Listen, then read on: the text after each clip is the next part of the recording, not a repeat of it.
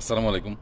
বাংলাদেশী সমাজ ব্যবস্থায় খেয়াল করেছি ছোটবেলা থেকে যে মানুষ যখন বয়স জ্যেষ্ঠ হতে থাকে অর্থাৎ ৩৫-৪০ পার করার সময়, বিশেষ করে ৪০-৫০ পার করা বয়সে মানুষজন সবাই দাড়ি রাখা শুরু করে, বেশ বড় বড় দাড়ি থাকে, টুপি লাগায়, একটা সময় গিয়ে আর একটু বয়স বেশি হলে পাঞ্জাবি পায়জামা পরা শুরু করে। এখন এগুলা কোথাও সমস্যা নেই, সমস্যা হলো এদেরকে দেখে সবাইকে টুপি পরা, পাঞ্জাবি পরা, এরকম আল্লামা সাজে যখন মানুষ, তাদেরকে দেখে সবাইকে ভালো মনে করার কোনো কারণ নাই আর কি। কেন জানেন?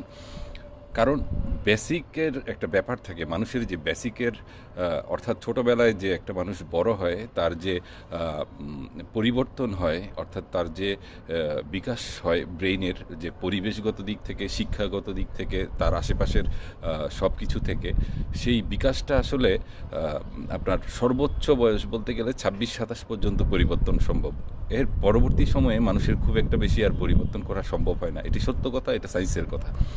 এখন এসব মানুষ যারা আপনার পাঞ্জাবি পায়জামা পরা আপনার আল্লাহর রাস্তায় চলে গেছে মনে করে, এদেরকে যদি আপনারা ভেবে বসেন যে তারা একদম সুফি, এমন ভাবলে ভুল হবে। কারণ একজনকে আমি পরীক্ষা করেছি, বেশ ৭০ বছরের একজন হুজুর, তিনাকে জিজ্ঞেস করেছি।